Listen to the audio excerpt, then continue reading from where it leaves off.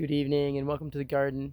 It is a June evening here in Minnesota, here in Zone 4B, and I want to talk a little bit today about my gardening methods and a little bit about give you a little bit of an update about how the garden's growing. Just a couple of weeks ago, I had an incident with some rabbits. They came in and destroyed my corn. So what I ended up doing is ripping out the existing fence because it was obviously no good, and I'm kind of starting over, so I'll show you that. But another thing I want to talk about is companion planting. Now, here's a question: how much can you fit in one 4 foot by 10 foot bed? Okay, that's what I have here. These are 4 feet by 10 feet approximately. So um, I do what's known as square foot gardening, and also I do what's also called companion gardening. And basically, what that means is you plant crops next to other crops that are going to work together and be beneficial. So for me, I think it gives me good results. Again, I'm kind of a novice gardener, but I've got an extensive YouTube education, so I just kind of do what I can here. So here is one of my garden beds. Now, this is obviously the stars of this garden bed are my tomatoes and my eggplants. These are eggplants. This is what eggplants look like. And here are my Roma tomatoes. They're a bush tomato, a determinate tomato, and they are getting pretty close to, I think, a week or two. They're flowering out. So I'm sorry, maybe 3 weeks from now, I'm gonna have a bunch of green tomatoes ripening here. So what I've done is all under my tomatoes, so I prune the bottoms of them, and then under my tomatoes, I have arugula growing. Now this is yummy stuff. It's yummy and peppery, and it grows really good. It actually likes a little bit of filtered sunlight that the tomato plants provide. It kind of shades them from the intense sun, but they still get enough to produce, and it's delicious. Just come and eat it straight from the garden. That arugula with some olive oil and salt, a little bit of vinegar. It's amazing. So that's growing up under here. You see, there's very little wasted space. I also have, you can see these are carrots here. The carrots are growing up and around the eggplant. See, I have 16 carrots. This is an onion too. I just had some extra onion bulbs, so I threw them in there for fun. But I have 16 carrots planted around, or approximately 16 carrots planted. I kind of just broad-sowed it, and then just kind of thinned them out. And the carrots do really good. They're little wispy things, so they do great around the base of this eggplant, because you can see the eggplant's a tall, woody thing, and it really doesn't need this space underneath it. It's got its roots growing in the ground, and the carrots actually help to break up the soil, like loosen up the soil to give the eggplant room to kind of grow and root in.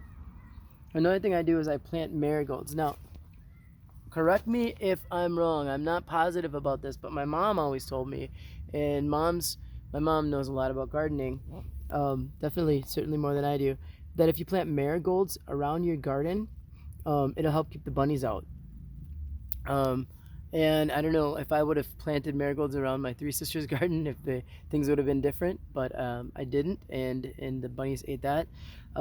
And the bunnies haven't messed with this, so I don't know if it's because it's up higher. It's about 18 inches high, almost 2 feet high off the ground, or if it's because of the marigolds, or I don't know. Maybe they just didn't bother. Who knows? They were too busy enjoying my corn. But so far so good. The bunnies have really. This has been open for about a week and a half now, and the bunnies haven't come in and eaten it yet. So fingers crossed.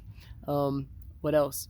But yeah, you can see this is really much more intense, per square foot than a lot of people garden. And I kind of push my limits a little bit, to the point where sometimes here you can see Look at how lush and green this is. But yeah, I push my limits here to the point where sometimes some of the plants don't grow as big as they should. So it's all just if you have tons of space, you don't have to do it that way. You can do a smaller, you can spread it out more.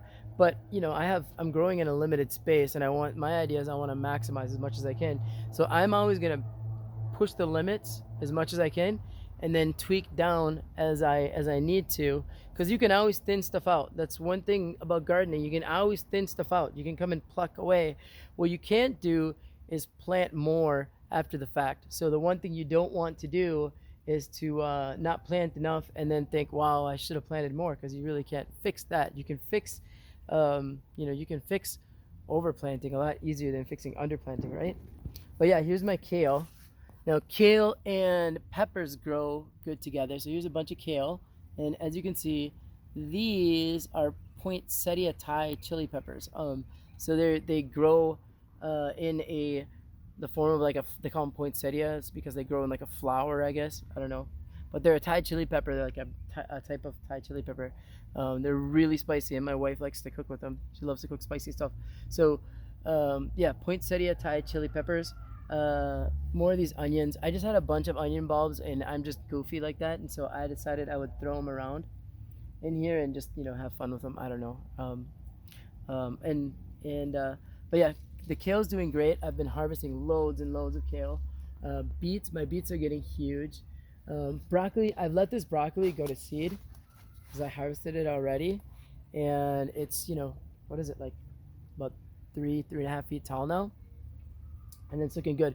My one bed that has not been a success at all, I have to say, is this guy right here. So this was supposed to be my lettuces bed, my salad greens bed, and it has the bunnies came and ate it, and it has really not recovered well, and now it's weedy and it's sparse, and I don't know. I'm gonna have to do some stuff, mostly because it gets too much shade. So I have to come in here and clear out some of this stuff, at least what's growing on my side of the fence.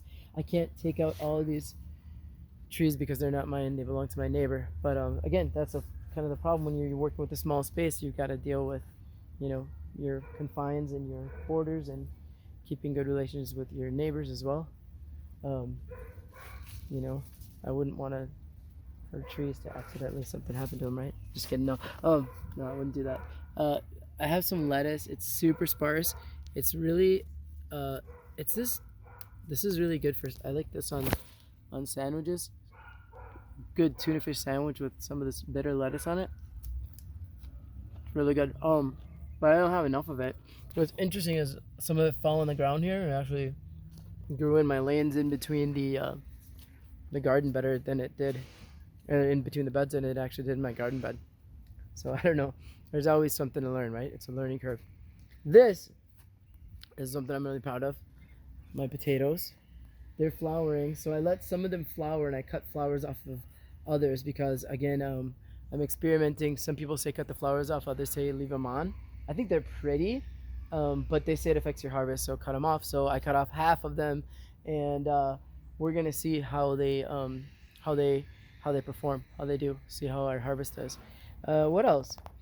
So this is my Three Sisters garden, and there's not a lot of Three Sisters going on in here. All right. This is what's left of my corn patch, and I actually just replanted with some hybrid corn that grows fast. Supposedly it reaches maturity in 70 days. So yeah, hopefully I'll get a second chance, and things will go better this time around with my new fence. And loads and loads of radishes in here. I've been harvesting radishes. I think I got most of them. There's still a few that were stragglers that I gotta go pick. And then there was some tomato starts that I just threw in here as I've been clipping off my suckers, and I just stuck them in here just to get a later tomato harvest, because my corn was dead, and when I was mourning the loss of my corn, I just figured I'd do something to put a little use the space for something anyway. So I planted some of these suckers tomato plants, and I've got whole new tomatoes growing here. So it's kind of weird. I don't know how well tomatoes are going to grow in my corn patch, but so far they're doing well. lots and lots of zucchini. I just killed one of my remaining corn stalks. Well, I'm gonna go feed that to my rabbits now. That's dumb. Be careful when you're walking through your corn patch, right? But lots of zucchini. Here's like the Three Sisters in action. There's beans right there, and then zucchini and corn. And so on a very small scale, the Three Sisters thing's working out, right? Just have to. I didn't account for the rabbits. But yeah, my grapes. Grapes are coming in really well. Let's go feed this to the rabbits. Feed this corn to the bunnies. Broke it. Stepped on it on accident. Not paying attention. Anyway, this video is getting really long, so I'm about to sign off. Just go give these guys some corn here. Hi there. Strawberry and Thumper down here. Look at this. Hi, bud. Yeah, you like that corn, don't you? Anyway, all right, well, I hope you are all having a fantabulous evening, and I hope you're having a great growing season. And big or small, I hope that you are having success, okay? And that you, like me, are learning from mistakes, because I think they say like your first years, you make tons of mistakes and you just learn from them. So that's what we're up to. Isn't it great just to come out to your yard and just find food and delicious. They're really tart, but they're super good. Cherries. We don't really grow sweet cherries here in Minnesota. It's too cold. We don't have long enough growing season. At least that I know of. I don't know. But these are kind of like tight. I guess it would be like a pie cherry, or you can make cherry wine with them. I just eat them because I love tart cherries. They're so good. But yeah, all right. Have a great night, everybody. Love them. Lots of love. Above all else, grow love, right? All right, have a good night.